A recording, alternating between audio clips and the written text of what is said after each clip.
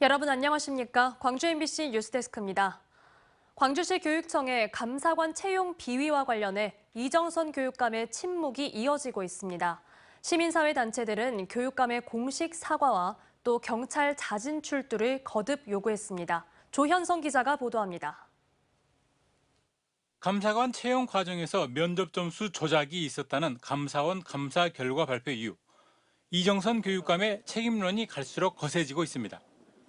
점수 조작의 대상이 자신의 고교 동창이었다는 점에서 부적절한 정도가 아니라 명백한 채용 비리라는 것이 시민사회의 지적입니다. 하지만 감사원의 감사 결과 발표 이후에도 교육청과 교육감은 어떤 공식적인 입장을 내놓지 않고 있습니다.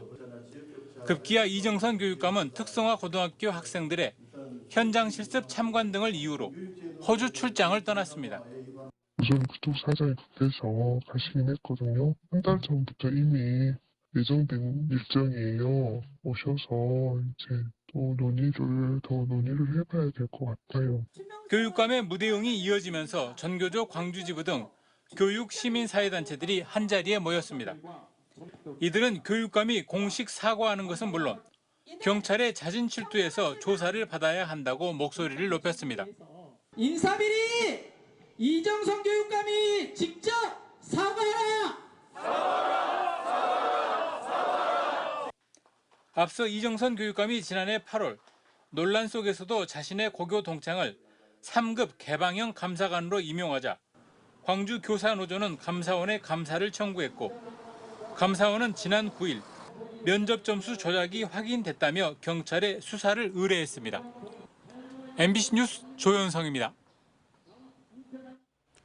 도시개발에 막강한 영향력을 행사하고도 시민 내용이 즉시 또 구체적으로 공개되지 않던 광주시 도시계획위원회. 이 논의 과정이 공개돼야 한다는 목소리가 커지고 있는데 안 될 말이라고 버티던 광주시의 분위기가 달라졌습니다. 도시계획위원회 회의 내용 공개가 현실이 될 수 있다는 기대가 나오고 있습니다. 주현정 기자가 취재했습니다. 사실상 광주의 모든 개발 사업을 좌지우지하는 광주시 도시계획위원회 회의 내용을 공개할지 말지를 놓고 광주시와 시의회가 삿바 싸움을 벌이는 가운데 지난 월요일 강기정 광주시장이 회의 내용을 공개해야 한다는 측과 공개하지 말아야 한다는 전문가들을 불러 회의를 가졌습니다. 2시간 넘게 진행된 대화에서는 공개와 비공개 주장이 팽팽히 맞섰습니다. 가장 중요한 관건은 회의 공개에 대한 부분인데요. 시에서 또는 전문가들이 염려하시는 부분은 비공개 사유로 보완해서 넣으면 되거든요. 그래서 제가 자꾸 말씀드리는 게 공개를 원칙을 하되 비공개 사유를 거기다 또 보완해 오시라는 말씀입니다. 그런데 토론이 끝난 후 광주시의 분위기가 달라졌습니다. 강 시장이 실질적인 위원회 운영 개선안을 지시하면서 실무부서가 회의 내용 공개를 전제로 한 후속 대책 검토에 돌입한 것으로 확인됐습니다. 저희도 공개는 이제 큰 틀의 원칙을 잡고 있고요.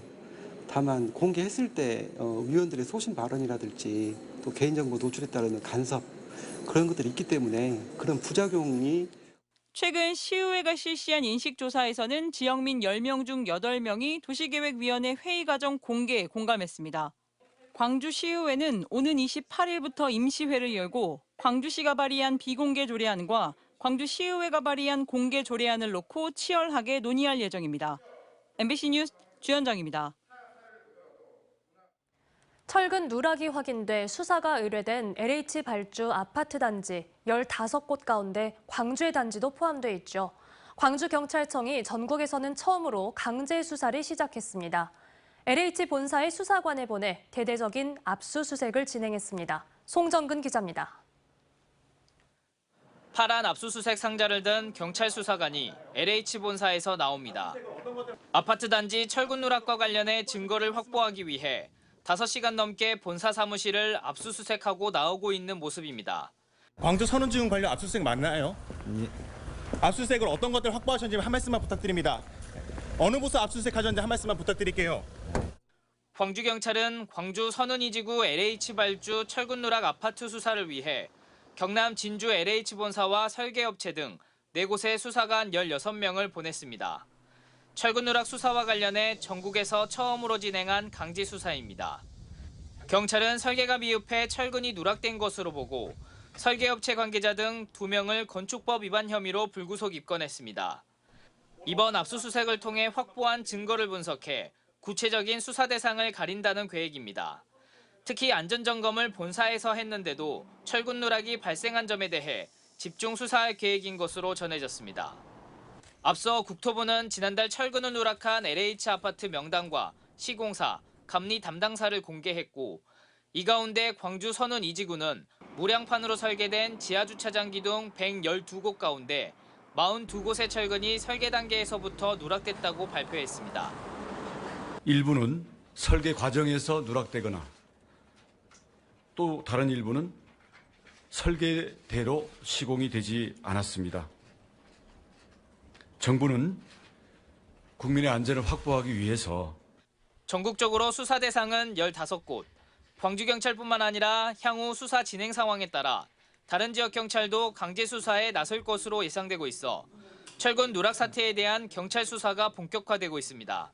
MBC 뉴스 송정근입니다. 취재가 시작되자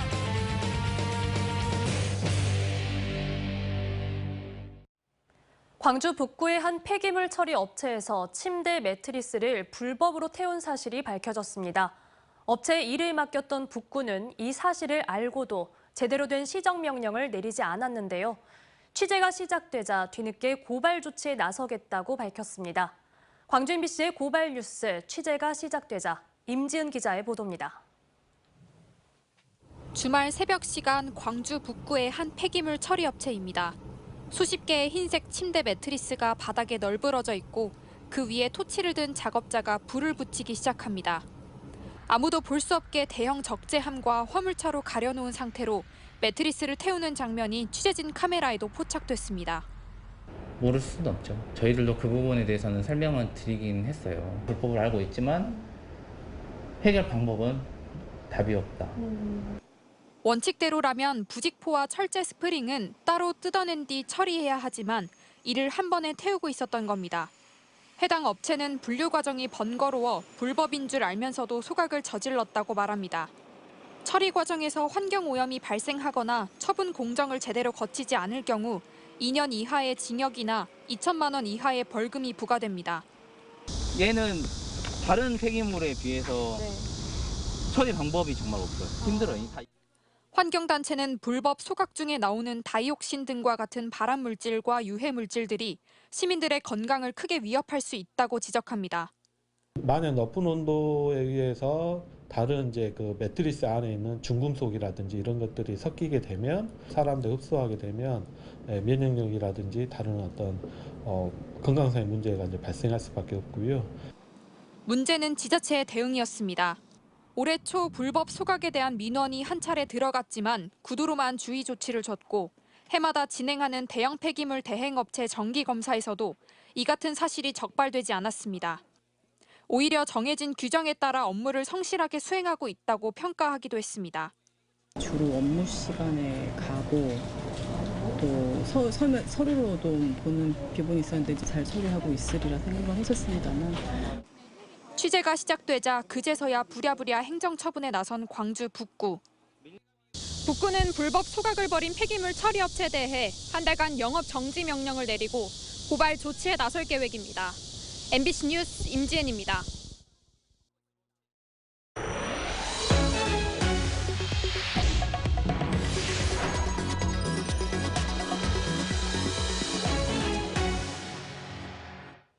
전남 여수에서 마약을 공급하거나 투약한 혐의로 베트남 외국인들이 해경에 붙잡혔습니다. 이들은 SNS에 버젓이 마약을 홍보하고 있었습니다. 보도에 김단비 기자입니다. 여수시 여서동의 한 노래방입니다. 해양 경찰들이 들이닥쳐 샅샅이 뒤지기 시작합니다. 직원 휴게실 이불을 걷자 초록색 알약이 담긴 봉지가 나옵니다. 마약류 중 하나인 엑스터시입니다. 업주에게 마약 소지 혐의를 추궁하자 부인합니다. 제명의 기회가 있고 유리한 기술을 개발했고 엑스터시 세정 외에 가루 마약을 흡입할 때 사용한 것으로 보이는 빨대와 마약 소분용 비닐봉지도 다수 발견됐습니다. 이곳 노래방에서 마약을 불법 유통한 판매자와 투약자 등 4명이 경찰에 붙잡혔습니다. 모두 베트남 국적의 20, 30대로 노래방 업주를 제외하고 도우미 등 3명에게서 마약 양성 반응이 나왔습니다. 또 이들 중 결혼 이주 여성이 2명이었고 1명은 불법 체류자였습니다. 피의자들은 베트남 외국인만 사용할 수 있는 SNS에 물건이 도착했다, 새로운 제품이 있다고 홍보해온 것으로 전해졌습니다.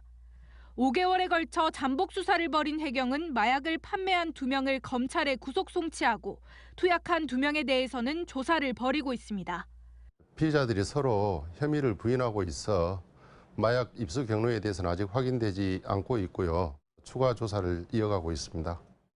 해경은 외국인 선원을 중심으로 마약이 확산하고 있는 것으로 보고 추가 투약자가 있는지 등 수사를 확대할 방침입니다.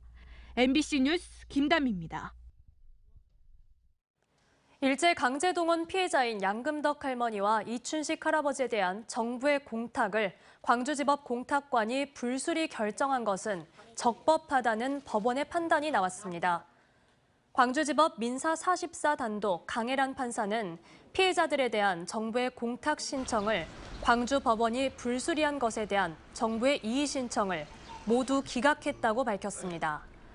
강 판사는 제3자의 변제를 허용하지 않는다는 일제강제동원 피해자의 의사가 명백해 기존 불수리 결정은 정당하다고 밝혔습니다.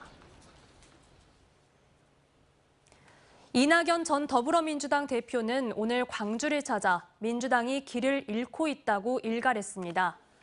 지역 정치기자단과 만난 이 전 대표는 민주당 혁신위에 대해 국민 눈높이에 맞는 도덕성 회복과 당내 민주주의 활성화 방안 찾기에 주력했어야 했는데 권위도 잃고 길도 헤맸다고 평가절하했습니다.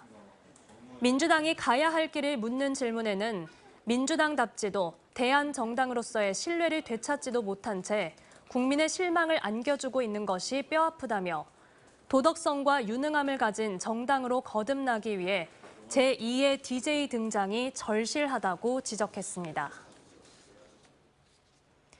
민주당을 탈당했다 복당한 민형배 의원이 광주 광산을 지역위원장이 복귀했습니다. 민주당은 오늘 당무위원회를 열고 민형배 의원을 지난해 탈당 전 맡았던 광산을 지역위원장에 재선임했습니다. 민주당 광산을 지역위원장 공모에는 지역구 현역 의원이자 직전위원장인 민 의원만 응모한 것으로 알려졌습니다. 민주당 광산을 지역위원장직은 지난해 4월 검수완박 입법 과정에서 민 의원이 탈당하면서 직무대행체제로 운영돼 왔습니다. 전남 일신방직 부지개발 협상조정협의회 종료가 임박한 가운데 공공기업 방안을 점검하기 위한 정책 토론회가 열렸습니다.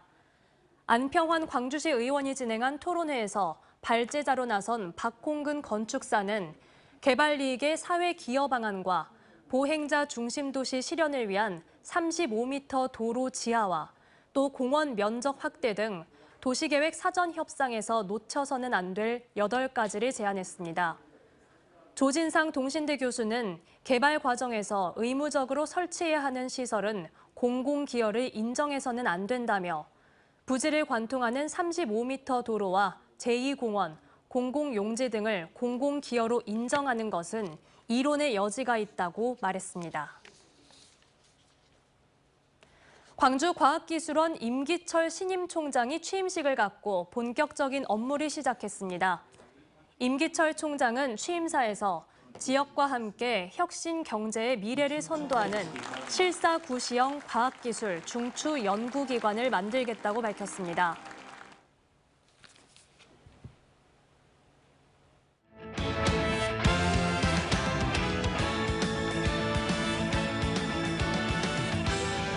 수요일 밤 스포츠 뉴스입니다. 축구의 신 메시가 미국 축구계를 완전히 뒤집어 놓고 있습니다. 출전 전 경기 득점포에 6경기에서 9골, 리그 꼴찌팀이던 마이애미를 컵대회 결승에까지 올려놨습니다. 김태형 기자입니다.